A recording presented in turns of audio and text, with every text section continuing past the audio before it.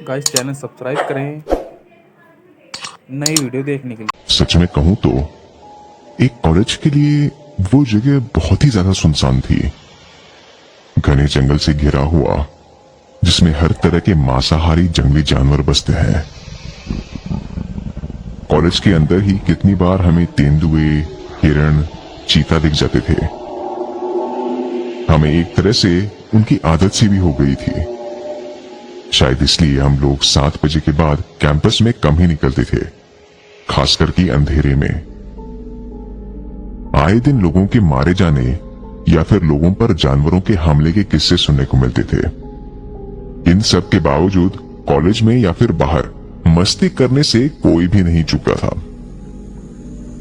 College से थोड़ा दूर, थोड़े सुनसान में सुधोवाला नाम की एक जगह थी, जहां कॉलेज के काफी लोग जाया करते थे। वहां पर एक ढाबा हुआ करता था, जो कि बहुत बढ़िया खाना देता था और रात भर खुला रहता था। यह हमारे कॉलेज से काफी दूर था, लेकिन रात के अंधेरे में जंगलों के बीच वहां जाकर 2 बजे रात को मैगी और रोल खाने का मजा ही कुछ और था। लगभग पूरा ही कॉलेज वहां जाता था। वैसे भी एक टाइम के बाद कॉलेज की कैंटीन का खाना बहुत ही बेस्वाद और बोर हो जाता है। रात को वहां हमेशा भीड़ ही लगी रहती थी। कॉलेज से देर रात को 3, 4 या फिर 7, 8 लोगों का झुंड बनाकर पैदल चलते हुए सुधोवाला की तरफ उस ढाबे पर जाते थे। रात को 11 बजे के बाद से ही वो सुनसान सड़क हमारे कॉलेज के लोगों से ही थोड़ी भरी भरी सी रहती थी। हमारे ग्रुप में 6 लोग थे। मैं यानी अविरल, नवीन, विवेक, बंसी, आरुष और अनन्या। हम लोग कॉलेज के फर्स्ट ईयर से ही साथ में ही थे और अब हम लोग 3rd ईयर में थे। एक ही क्लास में होने के साथ साथ हम लोगों के कमरे भी हॉस्टल में अगल बगल में ही थे, सिर्फ अनन्या को छोड़कर। वो लेडीज हॉस्टल में रहती थी, जो कि हमारे कॉलेज के अंदर ही था। वैसे तो कॉलेज में खाना पीना, खेलना कूदना, किसी भी चीज की कमी नहीं थी, पर फिर भी हम लोग लगभग रोज बाहर निकल ही जाते थे, सुधोवाला ढाबे की तरफ। तो उस दिन भी हम लोगों ने ढाबे पर जाने का फैसला किया। कैंटीन में खाना कुछ खास नहीं बना था और हम लोग को बाहर जाने का फिर से बहाना मिल गया था। तो करीब 1 बजे हम लोग कॉलेज के गेट के बाहर निकले। आज बाकी दिनों के मुकाबले हमें निकलने में थोड़ा ज्यादा लेट हो गया था। भाई लोग शॉर्टकट से चलें, आधा घंटा पहले पहुंच जाएंगे यार, नवीन एकदम उछलते हुए बोला। सुधोवाला ढाबे पर जाने का एक शॉर्टकट भी था, जंगलों के बीच से होते हुए, बिल्कुल सुनसान, और वहां कोई रोड भी नहीं थी। सिर्फ एक पतला सा कच्चा रास्ता था जो सीधा ढाबे पर खुलता था, पर वो इतना ज्यादा सुनसान था कि लोग वो रास्ता लेने से डरते थे। वो रास्ता असल में रोड वाले रास्ते से काफी छोटा था। नहीं यार, आराम से रोड पे वॉक करते हुए चलते हैं ना, मैंने और अनन्या ने एक दूसरे को देखते हुए बोला। अरे यार जल्दी करो, जो भी करना है, शाम से कुछ नहीं खाया, बंसी ने थोड़ा झुंझुलाते हुए कहा। रोड से भी चल सकते हैं, बस उस दिन की तरह लौटने में 5 ना बज जाए, विवेक ने आवाज में चिंता जताते हुए कहा। हमने आपस में तय किया कि शॉर्टकट से ही चलते हैं। वैसे भी हम 6 लोग थे और डरने की ऐसी कोई बात हमें लगी नहीं, बस डर था तो जंगली जानवरों का। लेकिन हमने तय किया कि हम आराम से बिना आवाज किए उस कच्चे रास्ते को पार करेंगे। वो कच्चा रास्ता एक अजीब से सपने में चलने जैसा था। दोनों तरफ घने पेड़, मिट्टी का रास्ता, कुछ जुगनुओं की रोशनी और लगातार आवाज झिंगूर की। वो झिंगूर की लगातार आवाज उस जंगल की शांति को और ज्यादा गहरा कर रही थी।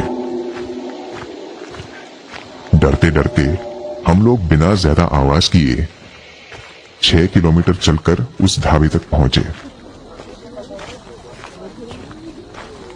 हालांकि ये रास्ता रोड वाले रास्ते से काफी छोटा था, पर क्योंकि हम बिना ज्यादा बोले वहां तक पहुंचे थे, तो वो दूरी थोड़ी महसूस हो रही थी। ढाबे पर पहुंचते ही हमारी भूख और बढ़ चुकी थी और हमने तुरंत ऑर्डर करना शुरू किया। बंसी बोला, देखा आराम से पहुंच गए ना, बेकार ही तुम लोग। चलो अब जल्दी वहां बैठते हैं वरना खड़े होकर खाना पड़ेगा। आज तो चिकन टिक्का और पराठा खाऊंगा मैं। अरे परसों ही खाया था तुम्हें। हाँ, और काफी अच्छा था। ढाबा हर दिन की तरह भरा हुआ था और हमने भी उस दिन कुछ ज्यादा ही खाया। खाने के बाद हम लोग फिर से जाने को तैयार थे, वो भी उसी कच्चे रास्ते से। पता नहीं क्यों लेकिन लौटते वक्त किसी ने एक दूसरे से बिना कुछ पूछे ही उस कच्चे रास्ते पर जाने लगे, मानो जैसे कि सबने सोच ही रखा हो कि लौटना भी वैसे ही है जिस रास्ते से आए थे। ये कुछ अनकही सी बात थी। हम 6 दोस्त फिर से उस कच्चे रास्ते पर आगे बढ़ने लगे। काफी रात हो चुकी थी, जिस वजह से वो जंगल और काला और डरावना लग रहा था। आवाजों के साथ एक अजीब सी खुशबू आ रही थी, जैसे दूर कहीं कुछ जल रहा हो। मई का महीना था तो सब कुछ एकदम साफ साफ दिख रहा था। पूनम की रात थी तो आसमान में चांद भी एकदम साफ दिखाई दे रहा था। लौटते वक्त हम लोग आराम से बिना डरे एक दूसरे से बात करते हुए आगे बढ़ते जा रहे थे। उस रास्ते में एक बहुत छोटा सा मंदिर भी आता था। वो एक छोटा सा ईंटों से बना हुआ मंदिर था जिसमें कुछ भगवानों की तस्वीरें चिपकाई हुई थी। जब हम ढाबे की तरफ जा रहे थे तब हमने इस पर ध्यान नहीं दिया था, पर क्योंकि अब उस मंदिर में एक मोमबत्ती जल रही थी तो हम सबका ध्यान एक साथ उस पर गया। इस टाइम यहाँ किसने मोमबत्ती जलाई होगी? अनन्या ने थोड़ा घबराते हुए पूछा। हाँ, वो तेंदुआ भी यही सोच रहा था, विवेक ने मजाक करते हुए कहा और हम सब लोग हंसने लगे। हम लोग आगे बढ़ते गए लेकिन वो मंदिर में जलती मोमबत्ती जैसे मेरे दिमाग में भी बैठ गई थी। तभी नवीन ने डरावनी बातें करना शुरू कर दिया, जिसपे बंसी ने उसे बोलकर चुप करा दिया कि वो लोग 6 हैं, अगर कुछ हुआ भी तो सब मिलके संभाल लेंगे। बातें करते हुए हम लोग आगे बढ़ते ही जा रहे थे कि हम सब एकदम से रुक गए। हमने अपने सामने जो देखा वो देखकर हम एक साथ स्तब्ध से खड़े रह गए, बिना हिले। हमसे कुछ ही मीटर दूर उस कच्चे रास्ते पर एक सफेद कोहरा सा बनने लगा। पूरा जंगल और हवा साफ थी और कहीं से भी कोहरे का नामो निशान नहीं था। लेकिन एक उसी जगह पर कुछ सफेद बादल जैसे इकट्ठा हो रहे थे। उन बादलों ने इकट्ठा होते ही किसी इंसान का आकार लेना शुरू कर दिया। हम लोगों को धुंधला सा तो दिख रहा था कि वो कुछ इंसान जैसा बन रहा था, लेकिन बिना आंख, सिर और कान के। धीरे धीरे वो कोहरा अलग हो गया और उस सफेद धुएं से जैसे 2 अलग अलग लोग बन गए।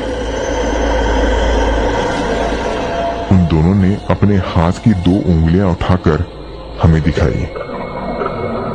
हम सभी ये देखकर डर से कांपने लगे थे और एक दूसरे को कस के पकड़कर खड़े हो गए थे।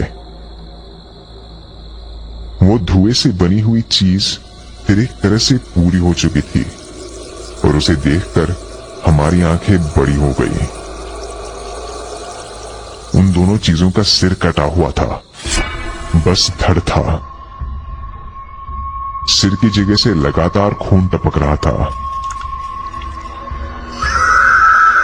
और वो एक अजीब सी तीखी आवाज निकाल रहे थे जो कानों में बहुत तेज चुभ रही थी। हम लोगों ने अपने कान बंद कर लिए और नीचे देखने लगे। वो चीज जैसे हमें 2 नंबर अपनी उंगलियों से दिखाकर कुछ कहना चाह रही थी। ये समझने की हम में से किसी में हिम्मत नहीं थी। हम सबने एक साथ पीछे मुड़कर भागना शुरू कर दिया और बिना किसी को देखे हम बस रोड की तरफ भागने लगे। थोड़ी दूर बाएं जाते ही एक रास्ता रोड की तरफ कटता था हम लोग उसी रास्ते पर चढ़कर रोड पर पहुंचे और भागते ही रहे। हमारे अंदर पता नहीं इतनी ताकत कैसे आई कि हम लगातार भागते ही रहे। रोड पर फिर भी थोड़ा उजाला था, लेकिन तब भी हमने पीछे मुड़कर एक बार भी नहीं देखा। हम हाफते हाफते हॉस्टल पहुंचे और कमरे में जाकर ही एक दूसरे को देखा। हमें समझ में नहीं आया कि बात शुरू कहां से करें। हम सब एकदम हिल चुके थे। अरे अनन्या कहाँ है? मैंने एकदम से चौंकते हुए कहा। वो क्या करती है? लेडीज हॉस्टल में निकल गई होगी। नबी ने हाफते हुए ही जवाब दिया। लेडीज हॉस्टल हमारे हॉस्टल के पीछे ही था। हम सब लोग इतने डर गए थे कि एक ही रूम में जमीन पर ही सो गए।